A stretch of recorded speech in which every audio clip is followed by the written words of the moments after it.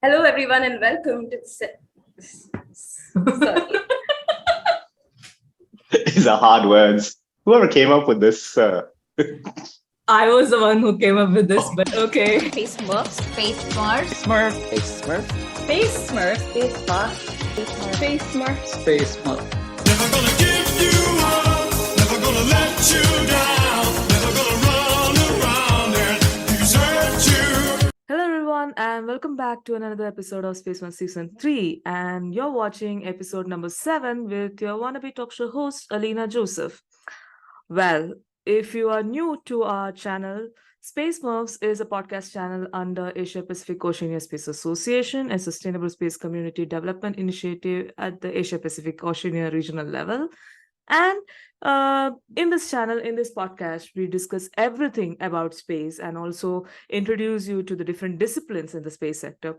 We have done so many cool episodes before, so please do check out our YouTube or Spotify channel, wherever you are listening to us right now, to check out our previous episodes in this podcast. Well, in the last episode, we discussed a bit about everything under space debris or everything about space debris with Mr. Anantu Krishna from Dikantara. And if you haven't listened to that episode yet, I will definitely link them down in the description below. Please do listen to it. And during the episode, I did mention that in the coming episode, we will discuss a little bit more about this topic with a special focus on the legal matters or the legal aspects of it. Well, I stick to my words, and today for Space One Season 3, Episode 7, we have the space law and policy expert, Ms. Senjuti Mallick, from COMSPOC, another SSA company in the industry today, to discuss everything about space debris and also about the legal aspects of space debris or the issue of SSA as well. So I will invite Ms. Senjuti to the show now. Hi, Senjuti. Yeah. Hello. Hi. How are you? I'm well, thank you. How are you doing, Alina? Yes, I'm doing well. Yeah, I mean, this season it's almost 7 episodes, and we are planning to do 3 more in the coming months. So, yeah, it feels like it went so fast. So I'm catching up. Yeah. Absolutely. Yeah. Well, I have to tell you that I admire you for everything that you put together with Space Smurfs and also your team. I'm sure it takes a whole lot of people to put all of this together. Yes. So yeah, I mean, our team is such a small team at the moment. We have 3 people, including myself, in behind all these episodes that we are putting together and all the social media activities that we are doing. So yeah, anyway, I'm so glad, the team is so glad that we have you here today. So a little bit of background information for you guys. So I met Senjuti last year during SGAC's SG India event online, and it was online. And for me, it was a great opportunity to work with her, and I really enjoyed working with her for the working group that was organized by SG India. And I'm so glad that I'm working with you again, and that too on this podcast. So I feel a little proud and also a little bit honored to have you here. So yeah, that's something that I wanted to add. It goes both ways, Alina, because as you mentioned that I have met you previously, and it's just fantastic to like see your trajectory and where you are, and to be meeting here under like different circumstances doing this podcast with you. It's super excited. And Yeah. on that note, I am very happy to be here. I'm also very honored for your invitation to have me here. So yeah, I'm happy to I'm begin, glad. and let's see what we can make out of this. Yes, absolutely. And without further ado, let's begin the smurfing, right? So, yeah. So, for the first question is a traditional question that we have for all the experts who are coming to Space Smurf. So, a little bit about yourself, Sanchiti. I know about you, but yeah, for the audience, a little bit about you and how did you end up in the space industry? What did you study? And yeah, everything like that. So, go on. Thank you.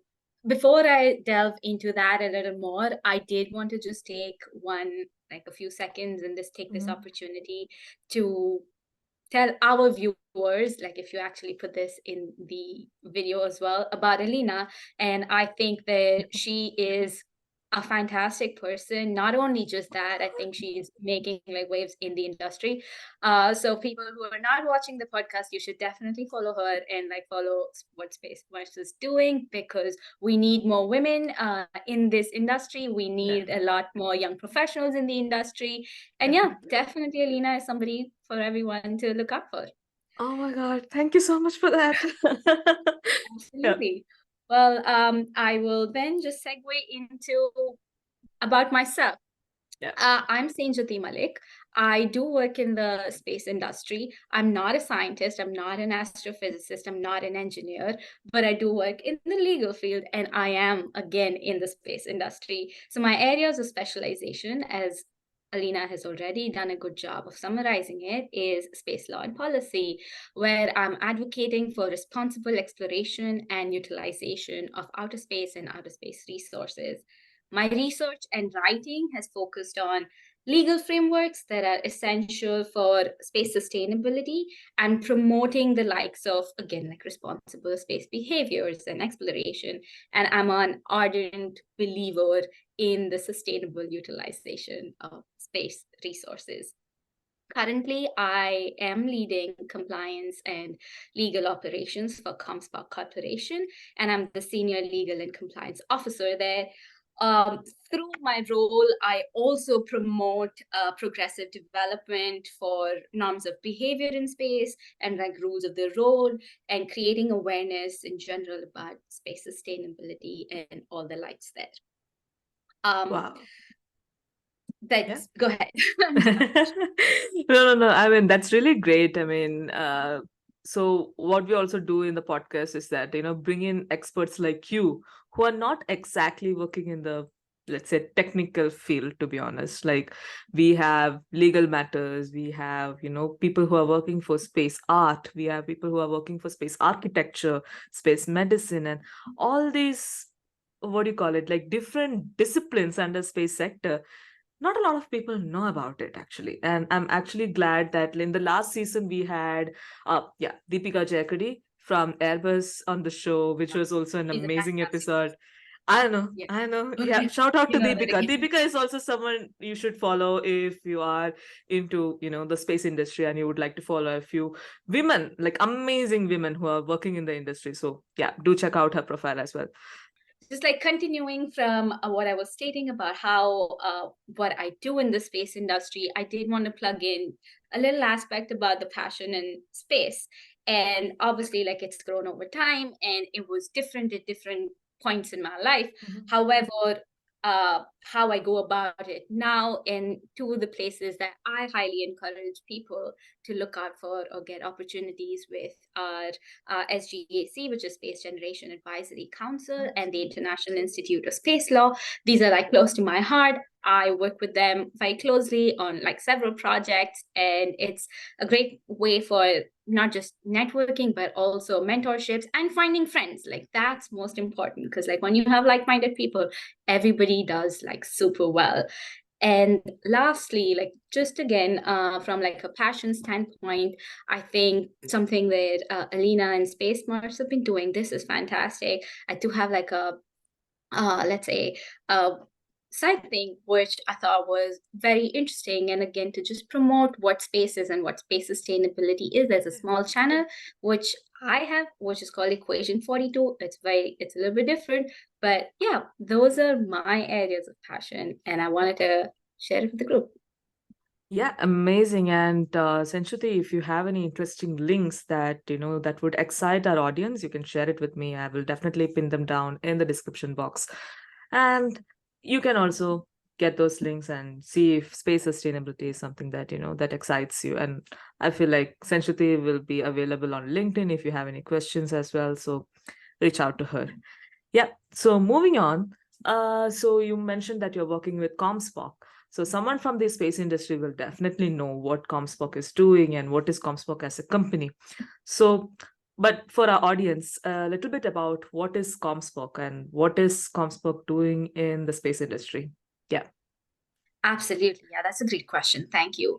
So COMSPOC provides an enterprise software platform to customers who are looking for and are requiring like high capacity, low latency, and high accuracy space situational awareness systems that fuses all data types across all orbit regimes for customers on their premises.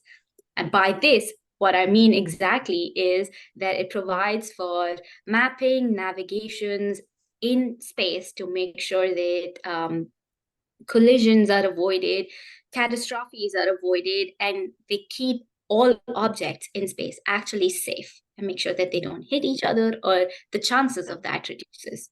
Mhm. Essentially, that's Yeah. COMSPOC. Yeah, I mean, I think in the last, I think all these companies who are doing the work in the SSA field, they're doing a great work, to be honest. I mean, I feel I don't know, maybe it's because I worked with an SSA company, and I don't know, somehow deep inside my heart I have a thing for those companies, but still I feel like you guys are doing a brilliant job in tackling this big issue called space debris, and getting real-time information about where these space debris are and how you can protect your satellites or space assets from this issue. And again, quoting the movie Gravity, if you haven't watched it, watch it to watch or to know more about how disastrous that event will be. So yeah, thank you for introducing us to COMSPOC and to what you're doing there. Well, we will move on to the third question, which is relating a little bit like a follow-up from the previous episode. So in the last episode, we talked a bit about space debris and SSA, but the talks were more or less a little bit technical, on the technical side. And in this episode, I want to explore the legal aspect of this and why are space debris mitigation and space traffic management policies and regulations important at the moment. Yeah. Fantastic question, Alina. And I think just to put this a little bit into perspective, right? Yeah. I would think that just a few pointers and like numbers help. So I do want to state that currently there are about 5,000 active satellites in like the LEO belt. There's an average of 42 new satellites that are being launched into orbit weekly, and Yes. more than 800 defunct satellites left in the LEO belt. Additionally, there are definitely more than 27,000 trackable orbit debris material, in addition to like thousands of others that are like untrackable and smaller fragments that are just floating around in Exactly. space.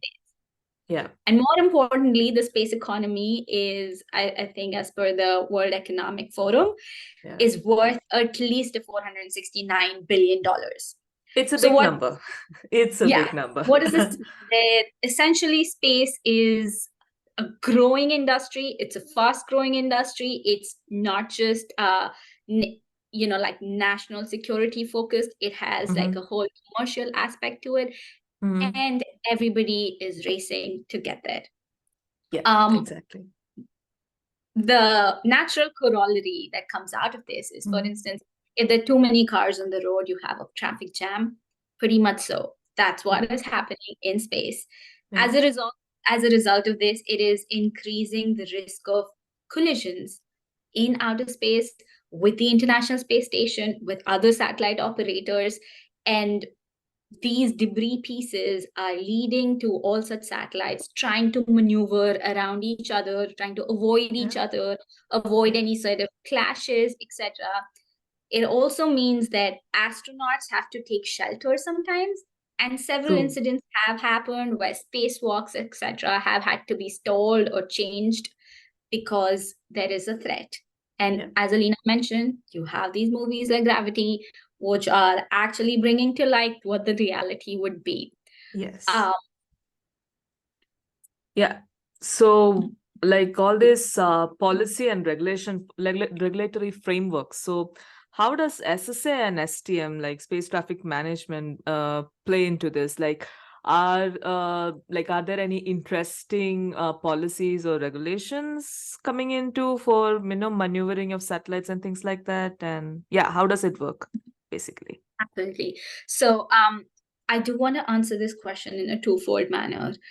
So currently, obviously there's not, how does space function? Sometimes it has like a national angle to it. Sometimes it's got like an international angle to it, correct? Exactly. And with space traffic management, we unfortunately don't have like an overarching international legislation or a law or a treaty.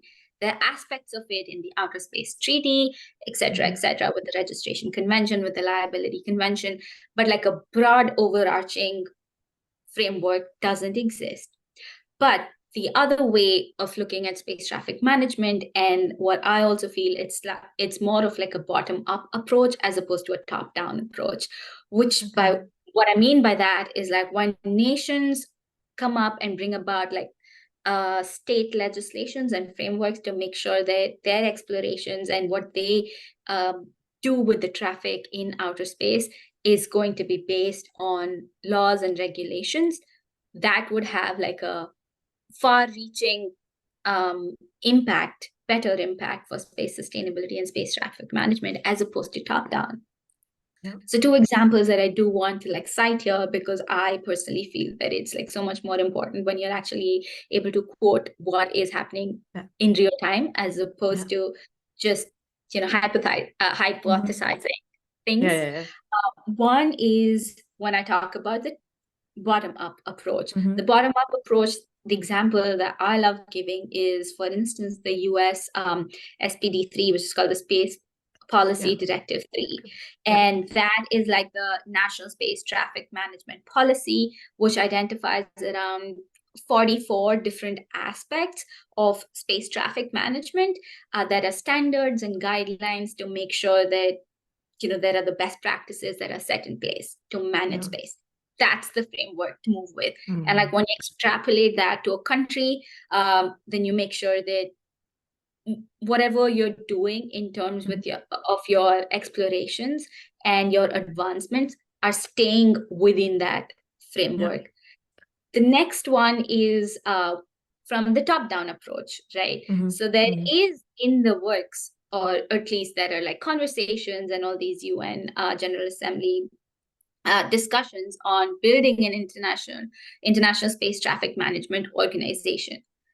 But as everyone will know, with the UN, it's like slightly more time consuming. It's going to require everybody to come together. There'll be like international politics involved. So it does get a little bit hard to pin it down and say that this legislation exists, right? So I personally feel that somewhere it has to meet midway, where it'll be a top-down and a bottom-up, and everybody will then be at a slightly more acceptable span. And this would then be like the actual policy that's going to help make sure that space traffic management is happening within a proper framework with the best rule of the rules. Yeah, I mean, I totally resonate with what you mentioned, that, the bottom-up approach and the top-down approach, these two should come and meet each other in the midway somewhere, so that a strong, or at least a suitable regulatory framework where almost all the country partners will be able to bring in some kind, will be able to bring in consensus, at least on this issue.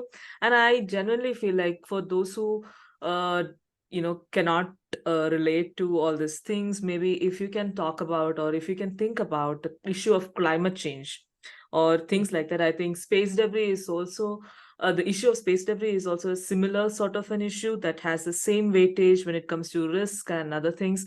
So when in climate change also, we see that the state partners or the country partners, they are doing their own activities, and at the international level we have so many forums and organizations, and also UN coming up with so many things, and now only we are seeing both of them almost reaching midway. But I think space debris do have a long way to go to reach that midway, I think. So that's something really amazing that you have pointed out, and I think it's the best way to actually mention it to the audience as well.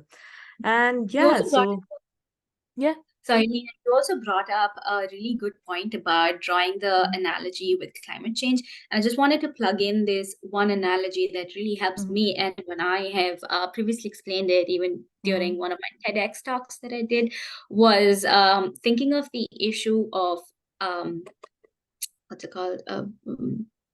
The ozone layer depletion, correct? So the ozone layer depletion was something that was, and today we are at a much better place, right? That's not a Exactly. word, but we have like significantly improved from where it had depleted to where we are. And this was solely based on how the international community came together, came up with rules, regulations, guidelines, and that impacted. To just juxtapose this on the space issue or the space environment is pretty much the same. We are polluting it. There are damages that are happening. We know it. We have quantified it, right? Exactly. And it is going to take, at the end of the day, like the Outer Space Treaty says, it's the common heritage of humankind. True. So it would require everyone to come together to make that change for the space environment, to make sure that it is safe for our future generation and for us as well. Yeah. So now let's move on to the fourth question for the episode about space debris. Well, you mentioned that you are also a TEDx speaker, and I did listen to your speech, and it was really great. And you are a very avid supporter of space sustainability as well. Talking about all these things, space debris do have a major role when it comes to space sustainability, right? Because, yeah, you are polluting the space and it's affecting the sustainability of the domain as well. So, what is the significance of laws, or how does a laws or a legal framework help in maintaining the sustainability of space? Yeah. Again, I think I will give like a very explaining to a 5-year-old answer to Kessler syndrome. And the reason why I bring it up is firstly to tie it in with how do laws help, or what is the importance of laws in space. And in a nutshell, it's that laws, policies, regulations are there like in every domain within, on Earth, and every field that we do is basically to hold somebody accountable and bring in that responsibility, right? Because when you have that responsibility and that accountability, you one makes sure that they're doing an act in a more genuine fashion, and they're doing it in the best way possible, correct? Like making sure that it doesn't impact adversely anybody else. So in a nutshell, again, like that is what laws are important for. That is why laws are important in space as much as that they are important on Earth for different fields. Like you talk about your tech, your IP, your like maritime zones, anything, all of that. So when I say this, I do want to say that why is it so important for the space environment? And that's where Kessler syndrome comes in. Imagine there's one debris, right? Like one debris is spinning at an insane speed.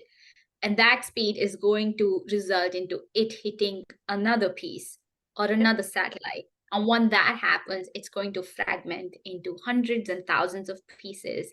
And this entire episode is only going to exponentially increase. So for every 100 pieces that splinter out, they're going to be like those many more exponential 100 pieces that splinter out. This effect is called the Kessler syndrome. Those help. I'm not saying in like completely preventing this, but yes, it does help in making sure that it's able to check it. And I'm going to tell you how some of them might happen. For instance, we have things like the Outer Space Treaty, we have the Registration Convention. These things make sure that the Outer Space Treaty makes sure that we don't weaponize the outer space. It makes sure that there is no nuclear weapons that are put in space. It's a no war zone. Like nobody just starts going into battle. This helps to make sure that nobody's doing that in space, because we don't want it to become a battlefield. The Registration Convention, again, like brings in some responsibility and accountability, where everything that goes into space and whoever sends it out needs to be registered.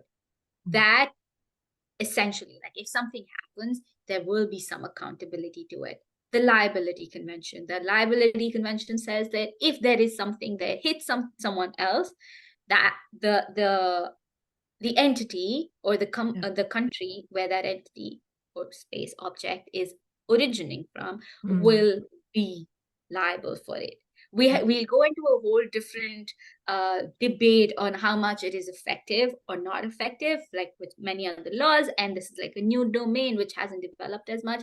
That will always stay. But the fact that it exists means that there is the entire intention to make people accountable for their actions. And how this also ties in as of today, many of you might be aware of the Artemis Accords. The Artemis Accords, like what do they do? Essentially, they're bringing in and they are envisioning and foot stamping everything that the OST says. OST is the Outer Space Treaty, the Registration Convention, the Liability Convention, like taking all of those things together to really say that what we can achieve in space could be more through cooperation as opposed to competition. And again, like all the previous treaties happened like so many years ago, like in the 1960s, etc. The Artemis Accords is like a refreshed view of it and has just like renewed its entire process of making sure that people are more accountable.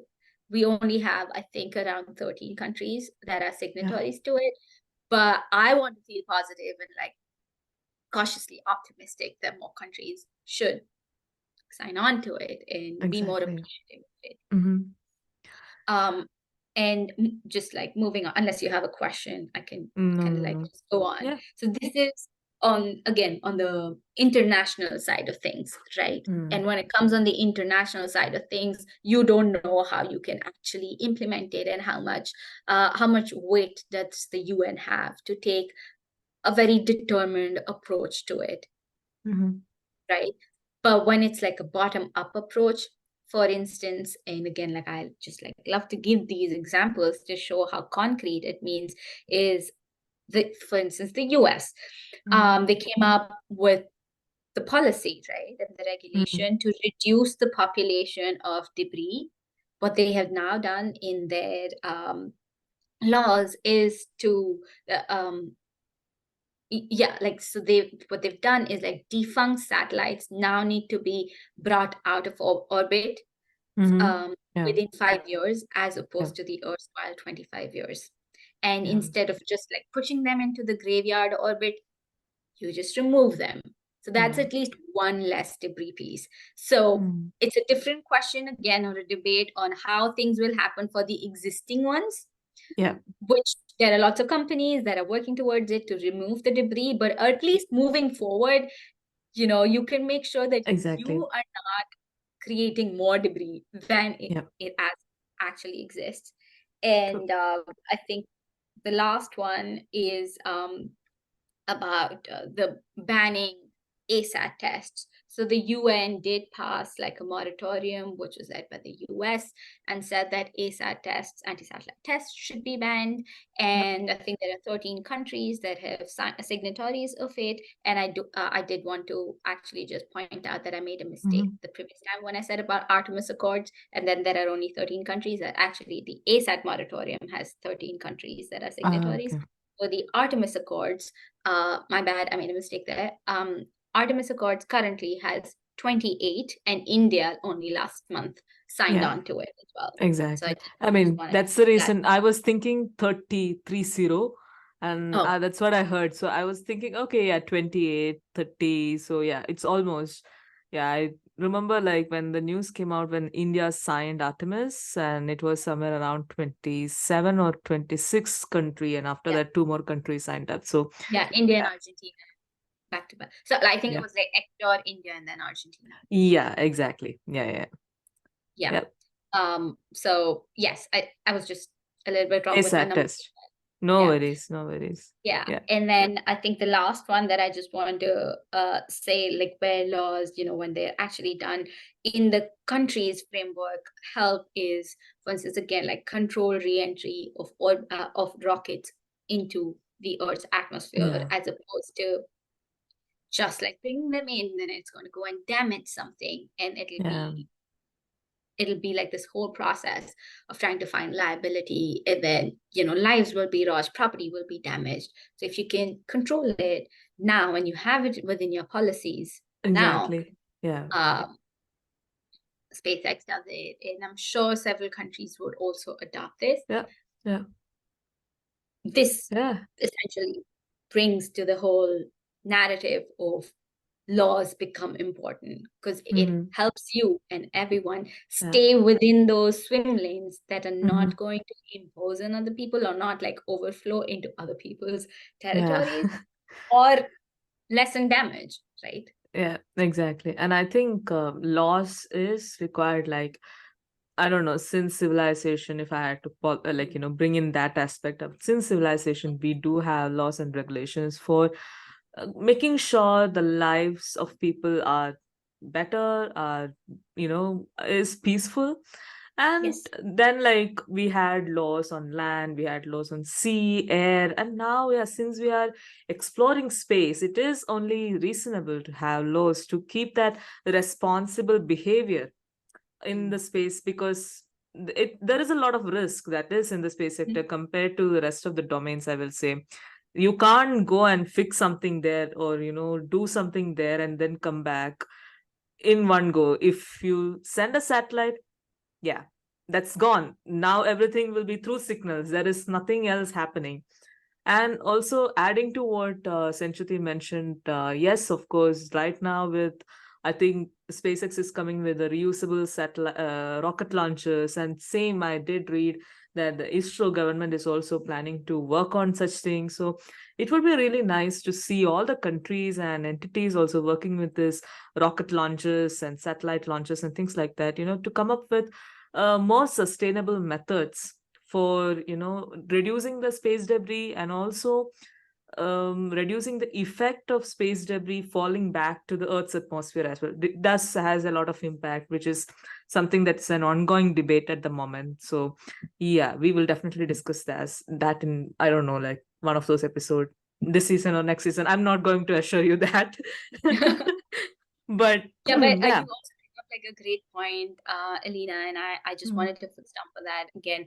That essentially what laws for any other domain, what they're doing, and for space, what they would also do is like actually ensure safety and security of individuals in space, because now we have individuals in space and we are only thinking of sending more individuals in space. So it's actually Exactly. protecting humankind as well as property in space, which can be your own satellites, but Yeah. it would also mean like different other bodies, like and the environment, the space environment, which is most Yeah. important. And it goes back to our conversation we were having just a little while ago on how the space environment can be juxtaposed to what our ecological environment is, and the impact and the good impact that it has Yeah. if we say.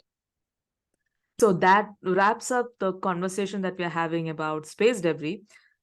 And moving on to the last question for this session, I have a very interesting question, which I really would like to ask you, which is basically that, so when you look into the whole of the space sector, or the industry, government and the industry together, we don't see a lot of we don't see a lot of women or girls coming up in the sector. And I'm pretty sure, even if you take the international level numbers or at the national level numbers, it will not be surprising actually if the women involvement or engagement in the space industry will be comparatively lesser than the men representation. So as someone who is in that group of women working in the space industry, what are the what will be your few words of wisdom or some pointers for the young girls out there, especially, who would like to come into the sector and to work in the sector, let it be STEM or STEAM, whatever the domain, I mean discipline is, but who would want to work in the space industry? Yes. Thanks, Alina. I think the question is really pertinent Mhm. in today's world, I also feel like a little bad that, this question has been pertinent for so many decades now. And Exactly. Yeah. unfortunately, we're still like lagging in it. Mhm. I do want to arrive at a stage where we don't talk about it in this manner, like where Yeah. women's empowerment has to become True. a topic. But as you said, yes, I have like participated in several aspects and several panels which deal with this. Mhm. It is very interesting to like see numbers and how they're represented. I myself have several women advocates in the space sector and also just outside of it who I look up to, who I draw my inspiration Yeah. from. And it's just fascinating to see how they have gone about Mhm. making their name and Yeah. like just being like absolutely striking and wonderful and gregarious, but also Yeah. super, super smart. My words of wisdom would, or just like a few advice would be, first of all, space has space for everyone. And I think that's very important for the Yeah. audience to know. It definitely has space for everyone. Yes, traditionally it's always been like science and we always promote like STEM. While I Mhm. do that, I also highly encourage STEAM as well. And I Yeah. think space allows for STEAM. Yeah. And if one wishes to, if you wish to, definitely go for it, right? Like, don't let that be a Exactly. barrier for you Yeah. to not try to do anything in space. Um, the other piece, the second quick point that I would make is that whatever you do right now may not exactly be towards where you want to go, but eventually, yes, you will be able to connect the dots, right? So just because you're doing something else, it doesn't necessarily mean that you drop it, unless you've like obviously completely found your passion. Because Mhm. it's only when you do like 10 or 20 things, like, are you able to actually say that, oh, this is what I'm really interested in? And like space has so many things Exactly. to Yeah. explore. Um, the next point that I think is very, very important is, I think, be each other's, like for women and for girls, Yeah. like each other's cheerleaders. Like Exactly. Yeah. history has shown us, right, that bold True. women definitely make history. But just imagine if bold women would come together and how they can actually make a difference, Yeah. right? So True. I would say, like, pick each other up. Don't do it at the cost of cost of Yeah. someone else. Because Yeah. if you do it together, you'll only get better. And I think I would even say that to men and boys, because I have had really amazing male friends or male partners who Mhm. actually be like, well, we collaborate, we do this together, where you are Yeah. not, you're seeing beyond your sexual orientation or your Yeah. gender identity Yeah. to propel. And Exactly. lastly, I think well, and studies have shown that women certainly do have, or girls definitely have, slight more, are more predisposed to kind of like doing a little bit of self-rejection. So I would Mhm. say, and I would highly encourage that avoid self-rejection. And I would Yeah. say that vehemently and absolutely refuse to give up on your dreams. Don't let True. that happen. And Absolutely. I mean, I'm that would really be about sure about that. It will be really amazing to have a very inclusive space, inclusive domain that is space. And also, like, I like the tagline that you used. You have space in the space sector. Everyone has a space in the space sector. So that's something I hope we will reach in the coming future. And of course, don't, I mean, shut down your dreams. Go for it. Apply for that space job that you looked into yesterday, or I don't know, you found on LinkedIn, and go for it. You never know. You will be the next guest on this podcast. That's the Yeah. inspiration. That's your aim. Yes, exactly. Ad Astra. Exactly, ad astra. So yeah, and now we are wrapping up the episode 7 with Senjuti, and it was great talking to you. Actually, we discussed a lot about from space debris to SSA, STM, and also about the representation of women in the space sector, and also we shared a lot of jokes in between as well. So it was really great for me to have this talk with you, and yeah, I hope you enjoyed the same. 100%. Yeah. Thank you, Nina. this was fabulous. Your questions were really great and they're like thought-provoking. So I think kudos to you and your team for like continuing to do this. And it's very important for all of us to try and have these avenues to gain as much knowledge as we can in today's world of like there's like so much of information, right? Exactly. But having Yeah. like good information is always more appreciated. And Absolutely. again, I can't be more thankful. I appreciate your time. Thank you so much. And for all our audience listening to us, if you have any questions, please do reach out to Senjuti on her LinkedIn profile. I will be linking that as well. She will be more than happy to answer your questions or doubts, or even provide you with some guidance on how to get into the space industry. And Senjuti from Space Smurfs team, we wish you all the very success for your future endeavors, for the work that you are doing, the amazing work that you're doing with the industry. And I look forward to engaging in more these kind of works with you in the different domains. I mean, different events. Yes, of course. Well, with that, this is Space Smurfs Season 3, Episode 7 winding up. And I will see you guys on the next 4th Friday, 7 p.m. IST. Till then, you guys stay safe, keep smurfing. Bye bye. See you. Thank you.